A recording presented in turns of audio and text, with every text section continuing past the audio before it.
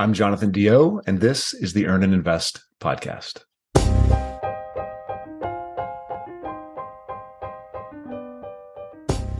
You're never going to believe this, but growing up, I wasn't mindful about money at all. I was mindless. In fact, I was so focused on becoming a doctor, I didn't pay attention to money almost ever. I simply defaulted to the modeling provided by my parents, which luckily for me was pretty darn good. They saved, invested, and started side hustles. So when I grew up, I did much the same, often without realizing what exactly I was doing. My money epiphany came later when I started to burn out of medicine. At that point, I realized I had to start being more intentional, which was a very short leap given my parents' teaching. Most people, however, aren't so fortunate. They default to money habits dictated by YOLO or FOMO or keeping up with the Joneses. Or even worse, they become victims of our gargantuan and predatory commercial advertising industry. So, if you don't grow up with the extreme privilege I had, how do you become mindful about money?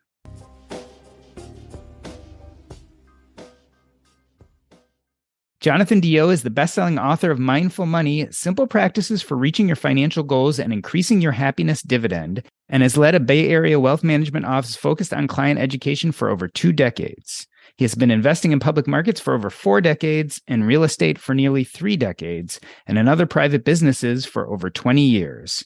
After all this investing experience, he believes the 2 levers we can pull to improve outcomes for families are improving general financial education and embracing financial planning. Jonathan DeYoe, welcome to Earn and Invest. A basic, simple question. Is money management straightforward? I mean, is it simple out of the box? I think it's very simple out of the box. Care to elaborate? You asked a simple question. I gave you a simple answer. Yeah. I think that we make it complex. I think that, it's partially, our psychology. We want more and more and more. It's partially the idea that you open up any magazine or newspaper or listen to any radio program about money, and they immediately cause you to question everything you've already done. And it's not difficult to end up in that space of, I don't know what the right thing is. It's a very, mobile space. Stuff is changing all the time. So it's very easy to get lost in, am I doing the right thing now? Am I doing the right thing now? Am I doing the right thing now? When, if you just understand what some of those right things are, in the big grand picture of things, you just need to do those things. All the other stuff becomes noise and you can ignore it. We are going to come back to this idea of the noise and how to learn how to do the right things. But before we do, I want to ask some questions about you and your background. On your website, you describe yourself as a Lutheran seminarian turned Buddhist academic turned financial advisor. How the heck did you land here at that endpoint of financial advisor?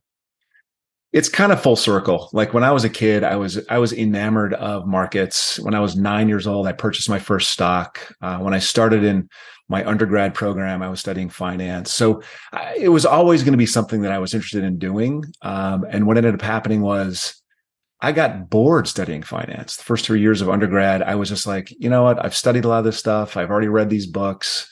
I don't want to take these courses anymore. And so I had this great professor, Marvin Shaw, and he was my classics religious studies professor. And he said, you know what, if you don't like what you're studying, you could easily switch over to this other thing that you like, philosophy and religious studies, and you could spend some time there. And I did, and that led to grad school. So I took this long hiatus to study comparative religion and go deep into Buddhist studies and psychology and all these liberal arts things that were not finance, not money related. And then my wife in grad school, first wife, divorced now, she said, hey, I want to go to school.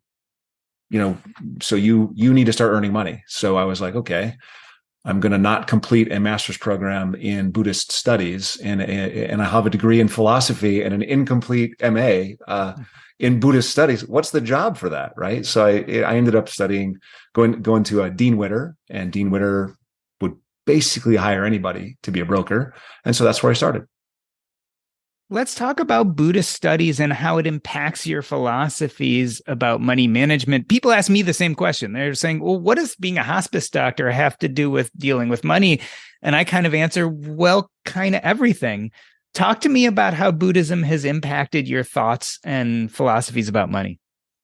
I mean, through and through. I mean, so the one thing that behavioral finance and Buddhism have deeply in common is the belief that our thoughts create a veil over reality. And if you think about that from a Buddhist perspective, that's pretty much everything Buddhism is trying to do, is trying to help you practices, mantras, whatever the school is. It's how do we lift the veil and see reality for what it is? And what that keeps us from doing is doing things like overreacting or succumbing to some sort of emotional stance of the day, which when you think about our culture and social media and the spending problems and debt levels, and that's 100% driven by our desire to be seen as something. And that desire to be seen as something hurts our finances on a very regular basis. Our desire to be successful in this 3 months of investing or 6 months of investing also hurts our finances. So it's the concept of Buddhism and mindfulness and being non-judgmental is enormously beneficial when you think about what are my authentic goals, hopes, dreams. How do we establish that? How do we think about that? That's introspection at its best. And then, once I have an idea about what I want my life to be like, how do I make that happen? And that's planning. And then how do I stay on plan? And that's mindfulness, right? That's really an important piece of staying on your financial plan, is remembering your financial plan. And just like your breath when you're meditating, it's returning to that financial plan. Oh, this thing happens that I didn't expect. What do I do? Well, let's look at the plan. What am I supposed to do? What's the plan tell me to do? And go back to your plan. Let's come back to this idea of mindfulness. Obviously, this is a big part of your platform. It's part of the name of your book, et cetera. I hate to ask an obvious question, but what exactly is mindfulness? Because I think sometimes these kind of obvious normal words, we don't always know what to do with them. Yeah, I mean, from a Buddhist perspective, and this is the one I basically adopt, mindfulness is the non-judgmental awareness of the present moment as you experience it through your senses, thoughts, and feelings. So if that's the case, why are we so irrational about money? Like, why do we have a problem with this mindfulness? Well, we're not mindful. I mean, but the reality is I just spent 7 days at a silent meditation retreat. And so I should be the most mindful, possible. And I'm still not 100% mindful, right? So mindfulness, it's just like a bicep. You have to exercise it. And we are told to exercise our biceps. We are not told to exercise our mindfulness. So there is no, underlying resource that we all have access to that suggests that mindfulness is an important practice. It is becoming more and more pervasive, and there's all kinds of people talking about it. And there's classes at Google and Apple now, and they have mindfulness instructors and all that kind of stuff. There's a lot of I'd say disingenuous use of mindfulness out there. And I was worried in renaming my firm from DeYoe Wealth Management to Mindful Money back in the day. I was worried that I would be lumped in with that sort of, how do I, companies, well, let's have mindful employees so we get higher productivity, right? That's not what this is about, right? Mindfulness is about knowing yourself, understanding how you react to stuff, and then managing those reactions better, right? Understanding how you react and maybe start reacting less, start actually thinking and acting instead of reacting. You mentioned this idea that mindfulness is a muscle that we need to exercise. What are some of those basic exercises? Like, how do we get better at mindfulness? Well, there's a ton of research on this. I mean, most of the research tells us that if you spend literally, it's so simple, 10 minutes a day, you can have a measurable impact on the weight, size, density of your amygdala versus the weight, size, density of your frontal lobe. And what does that mean? That means, you reduce your fight or flight mechanism and you increase your thoughtful response mechanism in the simplest terms. And so there's tons of different exercises. There's the simple body scan. There's the just following your breath. If you just close your eyes, you stare at a wall and you just breathe in and you note I'm breathing in, and then you breathe out and you note I'm breathing out. And you just do that for 10 minutes. What'll happen is you will be distracted. Oh, my knee hurts. Some sound will come from outside and you'll wonder what the sound is. You'll wonder, I wonder, did I turn the timer on? You'll wonder, all kinds of things will come through your head, and you just let those things go and you return to monitoring your breath or whatever, a candle or whatever that thing is. The body scan is another favorite, where people start at the top of their heads and they just kind of close their eyes and they think about, okay, my scalp is dry. I have an itch in my ear, and you kind of work down your body and sort of look at all the feelings, what's going on in your body. The idea is to be present with what's actually happening. The reason I like the breath is because the breath is constant. Some people count their breaths. Some people just note in and then note out, and then note in and then note out. That's the easiest one for me to continue with. This last week at the retreat, I've done it before, but there's this concept of open awareness meditation, where you're just sitting and all the stimulus is happening around you. And you sit outside and you think about the wind blowing through trees. You think about bird song and off to the right. You think about turkeys off to the left, and somebody reorganizes their sitting posture. So you hear that sort of rustling in front of you, and you hear some groans from someone on the left. And so whatever that is, you just sit with it and you let the sounds and the things wash over you. And that's another form of meditation. There's lots of forms of meditation. As you describe mindfulness, obviously, these are a lot of different meditation techniques. Let's bring this into the realm of money. As you were talking and describing Buddhism, you were talking about this idea that there is a veil over reality. And part of Buddhism is trying to learn to see past that veil. We do the same thing with money. And in fact, you call these money illusions. Talk about what are some of those destructive money illusions that most of us carry around that maybe don't really reflect reality. Yeah, the biggest one, the biggest illusion, and there's two really big ones. One, we confuse money and currency, and that's actually a really, really, really important problem, because it changes the sort of our risk tolerance by not understanding what the difference is between money and currency. So that the way it goes is everybody prefers safer investments, and there's research that says yes, if all else being equal, I'd rather have safer than riskier investments. But the problem becomes, what is it that you're baseline risking? And this is the problem of money versus currency. If my $20 bill would always and forever be able to buy $20 worth of goods, and those goods would be the identical basket of goods today as in 20 years from now, then it would be really important for me to protect my money, right? But that's not how currency works. Like if I have $20 today to purchase things, 20 years from now, that's going to be worth about $8 or $9 worth of goods, right? So it's the basket of goods declines over time, and that's called inflation. We're kind of experiencing that, writ large today.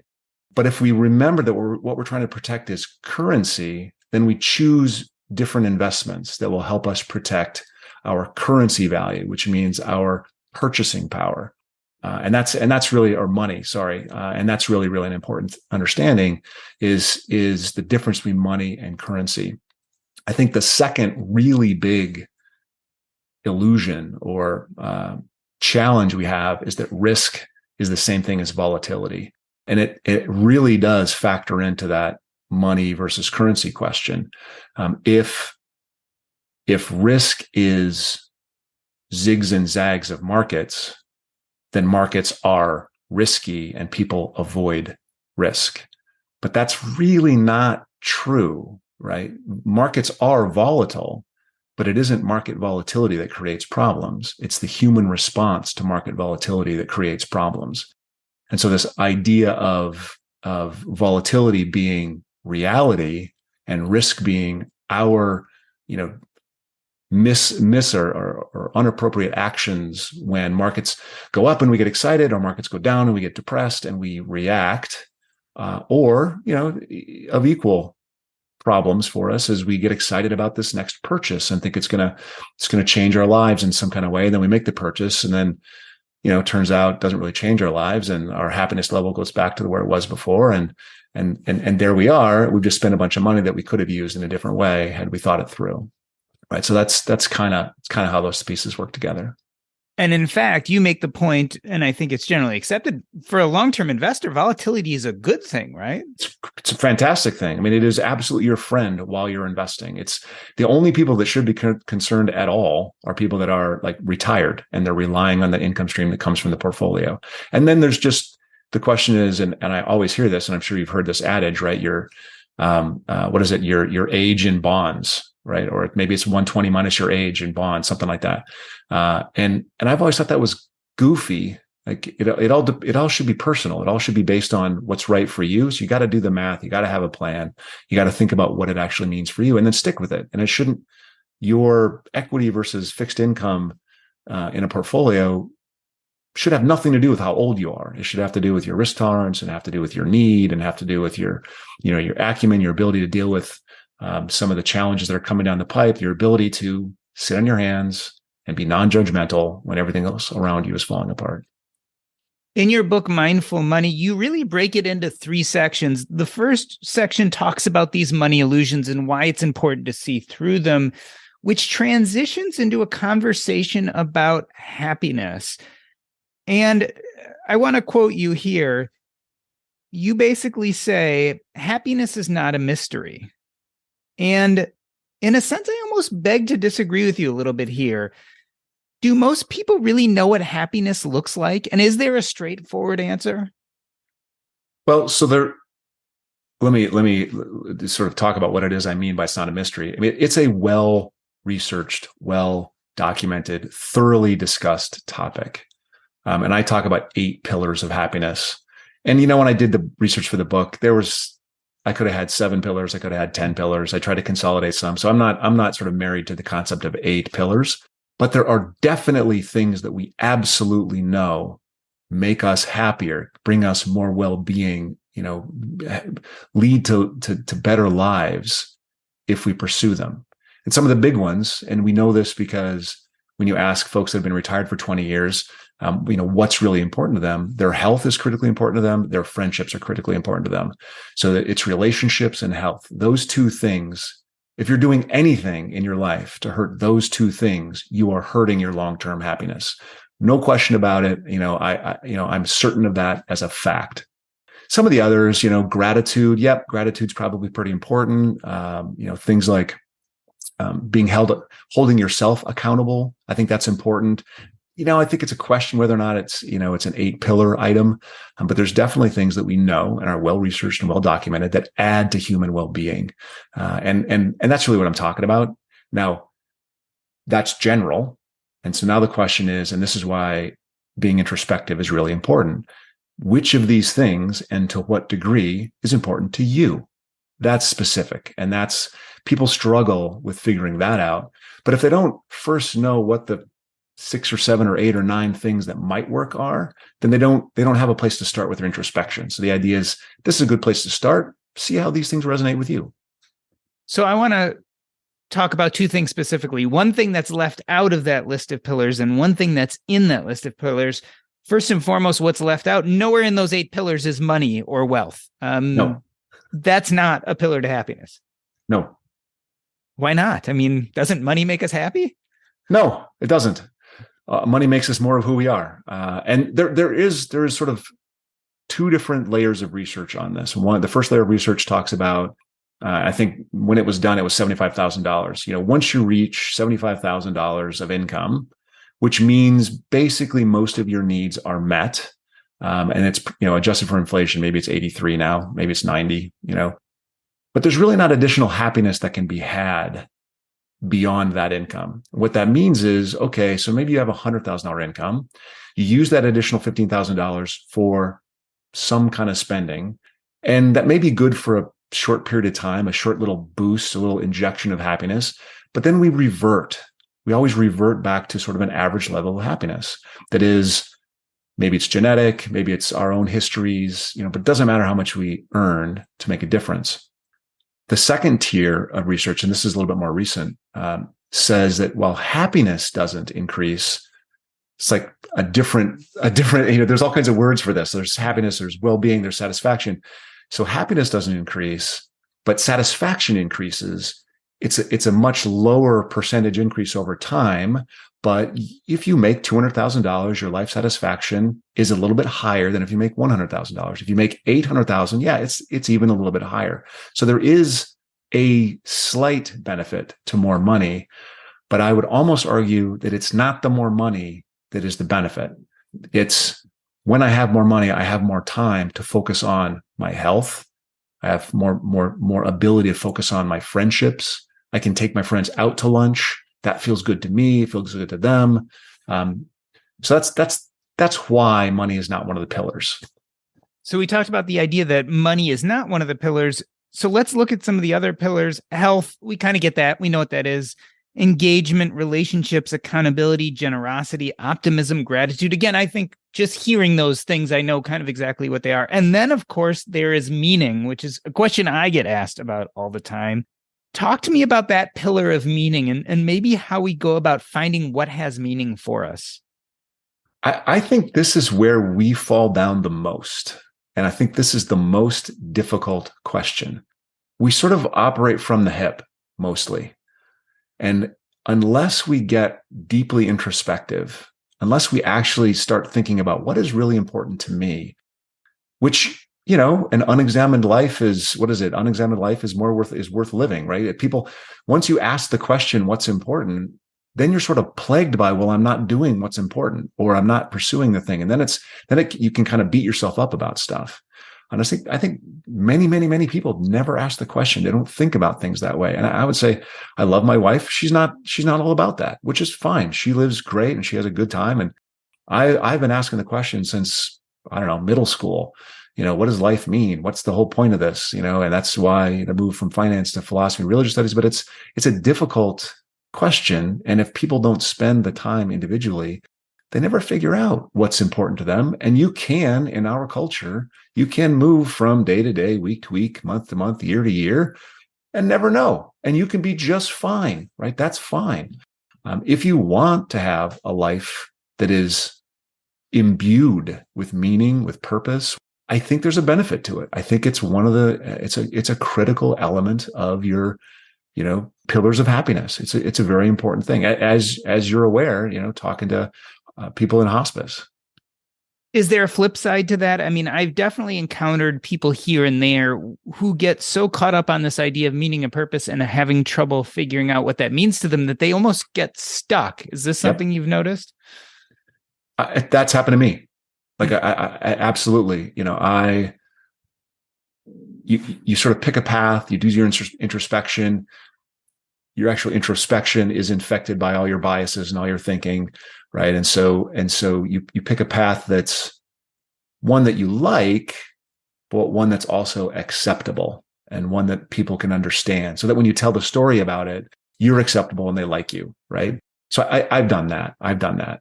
So this is where you have to be really, honest with yourself, and you say, this is really what I want. And you don't beat yourself up. I mean, that doesn't make any sense. This is not the goal of the exercise isn't to be correct in any way. The goal of the exercise is to discover, is to figure out what's important to you, and then have the courage to pursue that. And I found, at least with people I've talked to, and myself included, one of the hard things is to let go of the preconceived notions of what we think should be meaningful to us. So a lot of us carry around these societal beliefs or family beliefs or even internal beliefs of, this should be important to me, so I'm going to try to make myself fit into this kind of square peg. And part of maybe figuring this out is letting go of kind of all those preconceived notions and trying to figure out what actually speaks to you as a person. Yeah. For me, like I was raised, and I think a lot of this comes from, out of our upbringings, because we have experiences as kids, and those experiences as kids sort of makes us who we are, right? So as a kid, I didn't have stuff. Like we were poor, so I grew up wanting stuff, and so I grew up with this idea that I'm going to study finance, which is why I got interested in the stock market, why I got interested in making money in small business and things, because I was going to not be in the same position as my parents were at that point when I was a kid. And so what I learned, though, fast forward 30 years, I had this thing in my head that said, pursue money. I pursued money, got very successful at it, got money, did very, very well with it, and was not fulfilled by it. Right. And so this is why in my own story last year, 2021 in June, when my brother died, I changed. Like I said, okay, I've been financially successful, but the thing that my brother and I kept putting off and kept putting off and kept putting off, we were going to do together. Now we can't do it together. So I'm going to actually pick up that mantle and I'm going to go with it. And so now I've taken the knowledge and the information and the stuff that I've learned working with people for 25 years. And I'm trying to have an effect sort of further down the socioeconomic scale. And that has meaning for me. And I'm super excited. Two calls so far today about how do we use the mindful money, financial literacy program for our groups. And I just give it, I'm like, fantastic. Here's a link. Let me get on a call with your people and let's talk you through how to do it.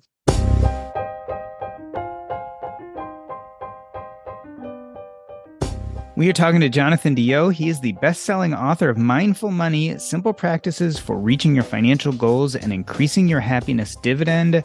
We are going to take a short break. I'm Doc G, and this is the Earn and Invest podcast.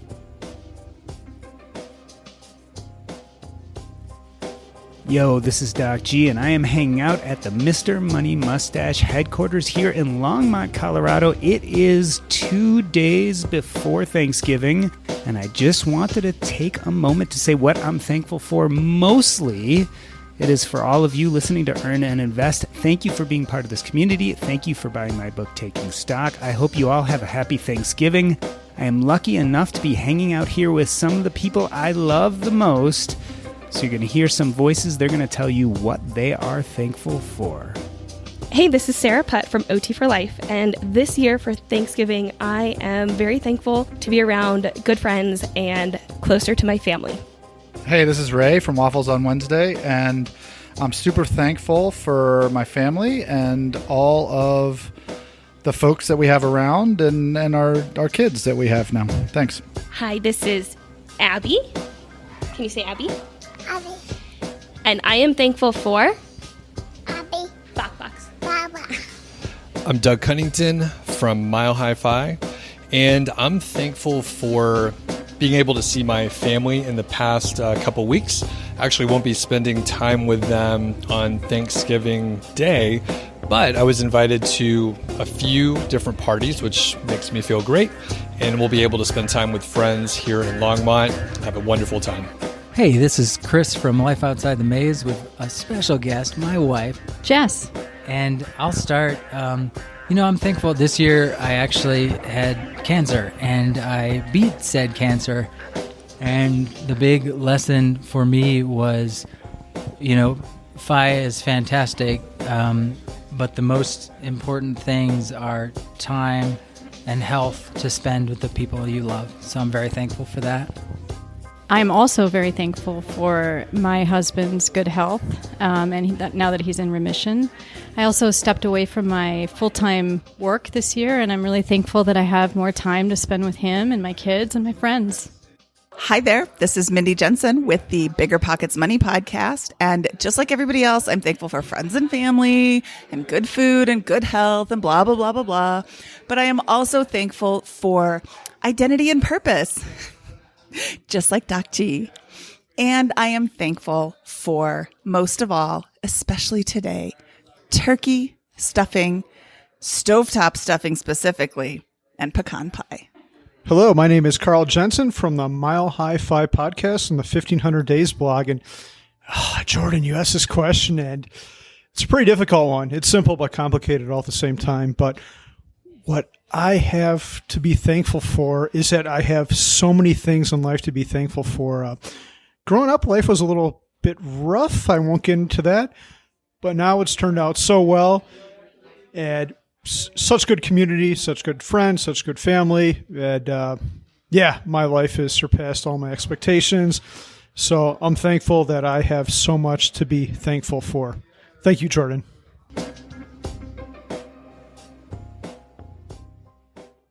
Let me reintroduce you. We're talking to Jonathan DeYoe. He has led a Bay Area wealth management office focused on client education for over 2 decades. He has been investing in public markets for over 4 decades, and in real estate for nearly 3 decades, and in other private business for over 20 years.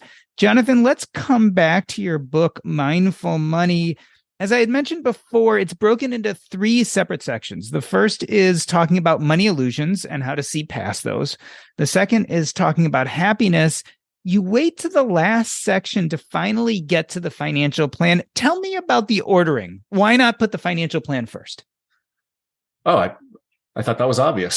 So thanks for the question.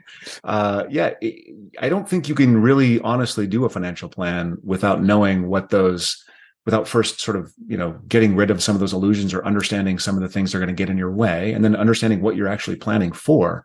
Plans usually involve goals, and I can say that most people have a goal to retire someday, send their kids to college if they have kids, take care of their parents if they need to, and they have lifestyle goals. So everyone has some, a similar basket of goals, but we don't know until we're introspective, until we think about what's important to us in that middle section of the book. We don't know how to weight those things. We don't know how to, how important is, and how do we honor the things that actually bring us happiness in our plan. And one of the examples in the book is, if you get a job offer that requires an hour and a half each morning and evening of commute, and it pays $50,000 more than the job that requires 10 minutes of commute, how do you decide which job to take? Well, that matters a lot on how you're taking care of those things of happiness. Maybe the $50,000 is worth it. Maybe it's not. Maybe the 3 hours is more important because that helps you build relationships and take care of your health. That's the sort of the trade-off. I find that people see a financial plan as dollars and cents and kind of orderly and structured. Those are the people who want to jump there first before they get to all of this other kind of more complicated, difficult things.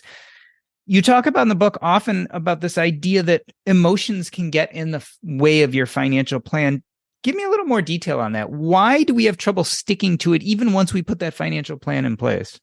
Yeah, I mean, who is it? The boxer who said, everyone has a plan until they get punched in the face. Yeah. Right. So, I mean, that's the reality is once you build your financial plan, the market, the world, the economy, some senator, a CEO of some company is going to say something that infuriates you. And you're going to think at that moment, this is the end of the world as we know it. And we have 2 very recent examples. When COVID hit, 3 years ago now, 2.5 years ago now, everyone thought it was the end of the world. And literally, I think Fidelity did this study that said like 65% of 65 plus year olds sold the vast majority of their equities. And then 3 months later, it was back at new highs. And so that is an emotional reaction in the investment sphere that almost destroys retirement plans. And so it's just something to be aware of. Also in the spending sphere, like if you are spending emotionally, you go through the simple example is you're going through the checkout line and there's a magazine there or something like that you don't need, that you probably won't read, but it's interesting and it has Star Wars on the cover. You like Star Wars, so you buy the thing, right? I actually, right behind me to my left, I have a reminder. I did that. I've got a cousin who likes Star Wars, and I saw one of these magazines that had Star Wars on it. I was going to buy the magazine and ship it off to him. And I bought the magazine. I set it on the counter, and it's been there for a month and a half. Like it's like, so best intentions, totally stupid purchase. You mentioned the study of the 65 plus year olds with the economic downturn and how a huge percent of them ended up selling. And then a few months later, the market had not only returned, but was doing better than ever. Let's focus on the investing part itself, because I feel like this is where people really get stuck. Yep. Is investing hard? I mean, why do we get so stuck on this? Why do we get stuck on it? It's a great question. Well, because there's all kinds of interested parties that want us to get stuck and hire them. Like that's the reality. And that's the financial industrial complex. And there's an enormous number of advisors that will help you manage money. And I think that every single one of those advisors is a complete waste of money. Because There's plenty of research, study after study after study after study says that nobody adds consistent alpha through stock selection. Nobody ever does. And yet we have stockbrokers still exist that doing it. Financial advisors say they can pick better mutual funds. There are analysts that talk about handicapping their different investment choices, and they think they can time markets, and they think they can, and none of them can. And all the research says they can't. What we have is a large distribution of people trying. When you have a large distribution of people trying, some are going to be successful. They are going to get a ton of attention when they're successful. After they get a ton of attention, people are going to give them money to manage, and then they're going to revert to the mean. So there's a ton of, all these great investment advisors are great. Then they're seen. Then they get the money that people want to invest with them. Then they're not great anymore. And that trajectory happens over and over and over and over and over and over and over. So I think we have to be cautious with what we want. Like, what we want is to outperform. Like, we have this culture of outperformance. You can't. So stop trying. And by stopping the trying, doing it simply, doing it easily, you can end up with better performance, right? It's the trying that actually hurts our performance. If you stop trying, build things out of broadly diversified portfolios of equities, stop stocks, picking this fund or this stock or this investment over that one, and just own it all. Over time, you will do very, very, very well. And the question is, will you get to enough? Yes, you'll get to enough. I want to sign your name on the statement here. You cannot time the market. You cannot beat the market. Do you feel comfortable with that? I'm absolutely positive of that. Regardless of the hype, right? Regardless of the hype, you can't do it. You made this point that financial advice, in many ways, at least when it comes to the market, isn't particularly beneficial. What is the role of financial advice then? Obviously, you've made your living doing this, giving financial advice. Help me understand how those things feel like they contradict each other. So I had a client. So we've done, I don't know, 10 events a year for the last 10, 15 years of my practice. And 2 of those events have been sort of market commentary. And so I had this one client who kept coming back to the market commentary. And like after his 5th or 6th one, he said, Jonathan, I think I finally get it. You don't manage investments, you manage people. So we build portfolios, and then we help our clients stick with the portfolios that we build. We don't change the portfolios very often, except for the occasional rebalance. We certainly don't now it's time to overemphasize equities, and now's the time to sell bond. We don't do that. No one can do that successfully. So what can advisors do? The first thing is we can help people understand what they really want to accomplish. We can help them be introspective, give them, I've worked with 300 families on their deep financial plans. I have an idea about what it is people want out of life. So I can say, hey, how do you feel about this and this and this and this and this, and have a conversation and try to understand what's important to them. Then I can help them write a financial plan that includes those things, that emphasizes those things, that prioritizes those things. And then I can help them design a plan appropriate asset allocation. And then the most important part is I can help them hold on to that asset allocation when it's uncomfortable. No matter how you do it, it will be uncomfortable. And your entire success will be based on whether you can hold it when it's uncomfortable. Whether you are a very conservative investor who right now, conservative investors have, since inflation has come and since the bond market has been crushed, all those people that were conservative investors are now questioning that conservatism, right? So they shouldn't question it. If they are conservative, they should stick with that conservative thing, and they should keep moving forward with that. The flip side is, if you're an equity investor, like when markets go up, that you get excited and you want to add more, that's probably not the time to add more. And when it goes down, you get depressed and you want to actually withdraw from those equities. That's equally damaging, right? You don't want to do that.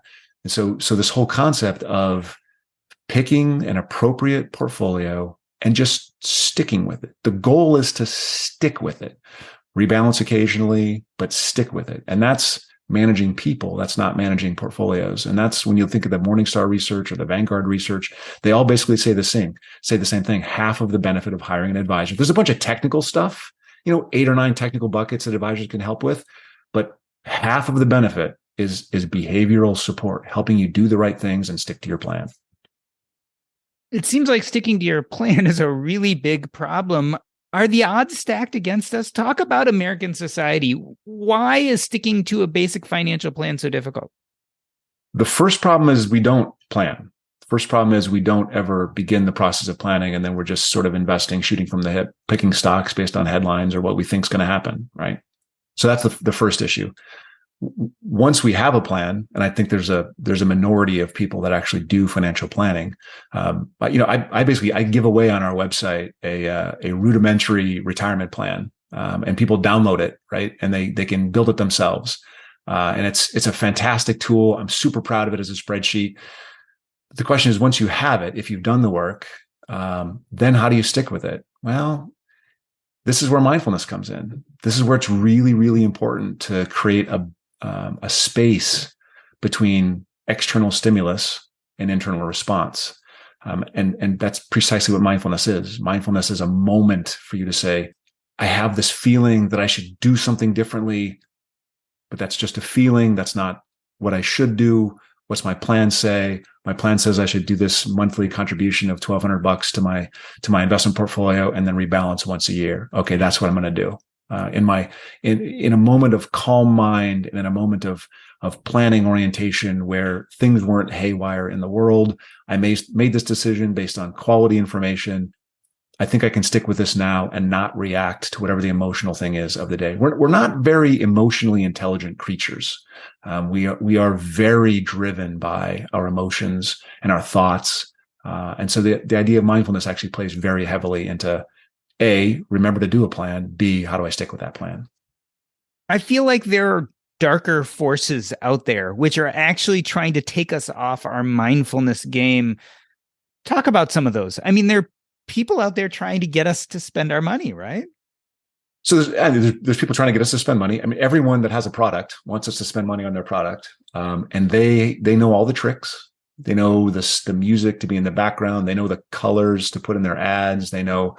And they've A/B tested this, and ABC tested it, and ABCD tested it. They've tested it over and over and over. So they know exactly how to move you to purchase. Amazon is genius at this. Oh, you purchased this book? You might like this book. Oh, in this course. Oh, in this other thing, right? So we are in a battle, against forces aligned against us in terms of our own financial success. They want us to buy their products. We probably got to think about saving. We actually want their products. And we've never thought about our own plans. So it's really easy for us to kind of fall off that track.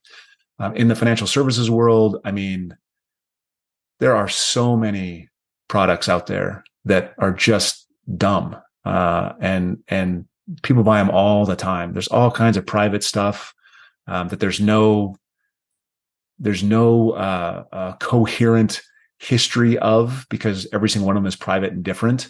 And so you lump them all together and say, on average, they make 13% when the markets do 11%, and therefore you should do these instead. And you can't do that because there's no on average, because they're all unique and different, right? So it doesn't work that way. You're going to get the one that goes down 5, doesn't go up 13, right? That's unless you're really, really, really lucky.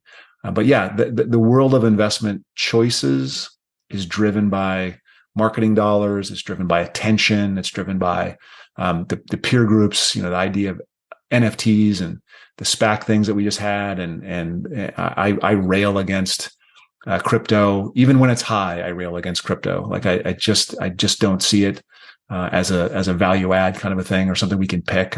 I see it as a destructive force. It's difficult to stay on plan because there are, including our own internal psychology, our own internal fears and greeds. But there's all of this world out there trying to attract us, trying to get us to do something that benefits them. So this is complicated, right? There's lots of forces allied against us. You even said it yourself. Most people don't even have a financial plan. Is there such thing as happiness without being mindful about money? I mean, are all these people in trouble then because happiness is just not something they're going to get to? It's a good question. Are there people that are happy without having a plan? Sure. There are other countries like Bhutan is known as the happiest country in the world. I'm pretty sure the people in Bhutan don't have much of a financial plan. It's shorter term. It's hand to mouth. It's getting through the day, getting through the week, but you can totally be happy. When we talk about happiness, we're talking about the big picture well-being, happiness and sort of, eudaimonic happiness, not hedonic happiness. So is it possible? Yes. Is it likely in our scenario? So the question is, what's practical? Is it more practical to just hope, work a bit, save a bit, not really think about it, and then kind of deal with the emotions as they arise? Or is it more practical to think about it, see what's important to you, put your ladder on the right wall, make decisions based on potential outcomes, based on expected outcomes, based on research that we know, things we know is important to people, things we know that lead to happiness. And I think it's just more practical, more pragmatic to have a plan. And I think it's your probability of success. And we don't understand probabilities very well, but I think everything is in probability. Everything is in, you will increase your possibilities and probabilities of success if you have a plan and you stick to the plan. Can you be happy without it? Sure. Do you want to take the chance?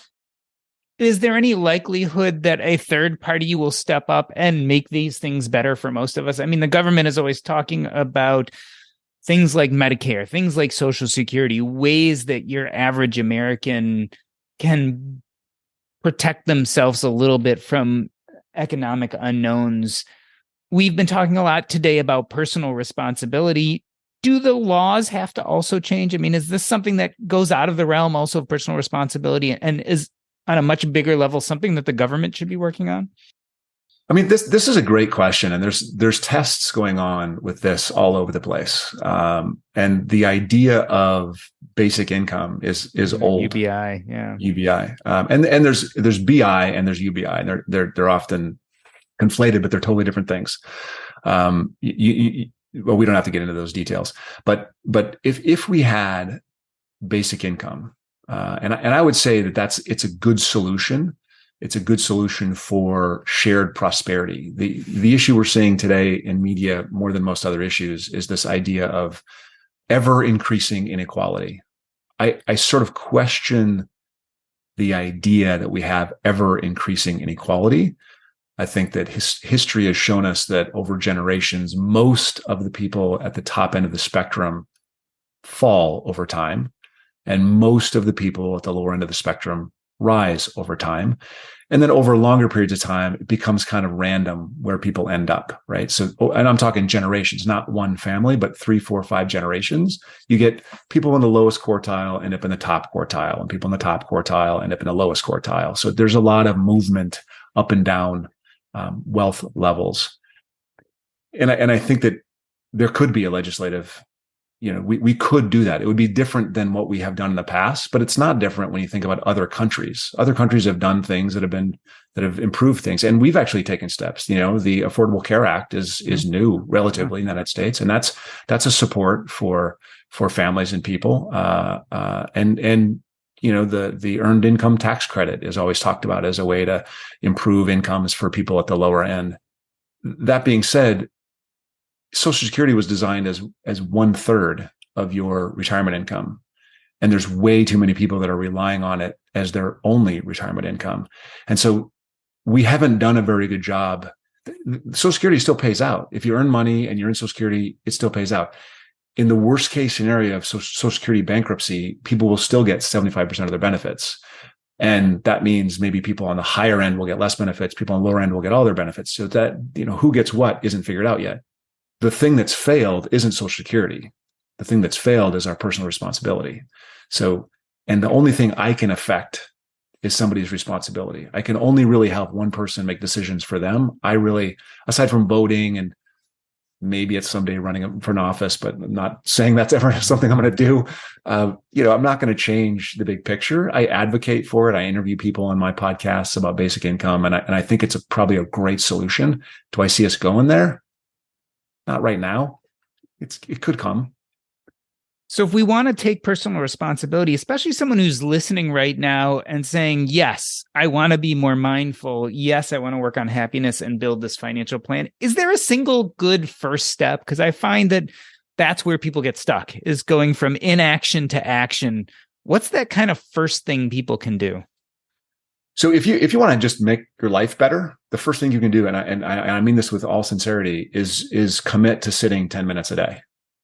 I mean, that actually opens up an enormous amount of space in your own brain for doing the rest of it. Whether it's, you know what, I want to get healthy finally. You know what, I really need to improve my relationship with my spouse or my kids, or I want to improve my finances. Understanding and lifting the veil from reality a little bit helps you make better decisions in every piece of your life. Also reduces stress. It does all kinds of positive things for you. Improves your health. It's all kinds of reasons to do it. So if you're going to do just one thing, I would say do that thing, because I know that will lead to improvement in all the other areas. If we're talking about specifically about finance, what can I do to help myself get better in my financial, wherewithal, investment portfolios, et cetera? I think the thing to do is plan. I think the first thing to do is to really be introspective about what's important to you. What is it you're trying to accomplish? What is it that, you have these list of 8 things that makes us happy. What makes you happy? What is the really important stuff that you want to accomplish? And when you look back on your life, you want to say, yeah, I did that, right? And think about that and then enabling that through planning. Jonathan DeYoe, I wanted to thank you for coming on the show today. I love the fact that we start on these conversations talking about money, but where we really end with is mindfulness, lifting the veil of some of those illusions and trying to see life as it is, realizing that money is a tool to help us be happy and to do those things that are meaningful for us. You talk about this a lot in your book, Mindful Money. There's tons of detail we didn't go into. So I do suggest you go out and buy the book. But I wanted to end this episode the way I end every episode, by asking you what is up next in your life and where can we find you if we want to learn more. First and foremost, what is coming up next in your life? So next in my life, I've actually just received, this happened while I was on my meditation retreat. I received the what do you call it? The advance on the next book. Congratulations. So Thank you very much. I'm writing Mindful Investing. So I'm taking that final chapter and I'm trying to make the thing that people go to advisors most for, that advisors can't give them. I'm trying to give them that thing for free. That way they can go to, or for $14.95 or whatever the book cost is, basically essentially for free. And then they can go to the advisors for the things that the advisors can actually help them with, which is the planning and the sticking to the plan. But that's the next thing that's up in my life is I'm writing the Mindful Investing book, or editing or finishing it. And at the same time, we've got all these courses and all these things. We're finding ways to get those out into the world, and everything's available. You can find all the social media stuff at mindful.money. That's mindful.money, not mindful.money.com, just mindful.money. This has been the Earn and Invest podcast. On behalf of myself, Doc G, I wanted to thank Jonathan DeYoe. That's a wrap.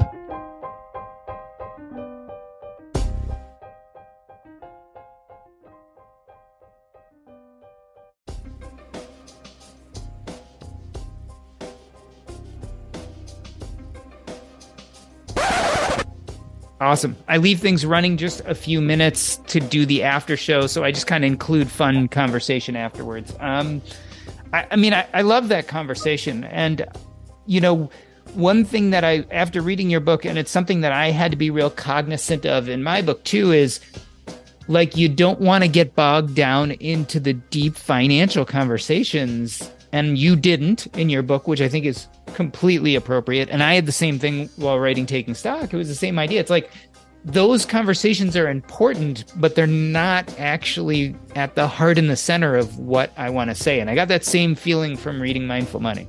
Absolutely. Yep. The some of the stuff we didn't cover is, and I guess we're still recording. So yes, we are. Careful what you say. You're still on tape, buddy. Yeah, I'm on tape.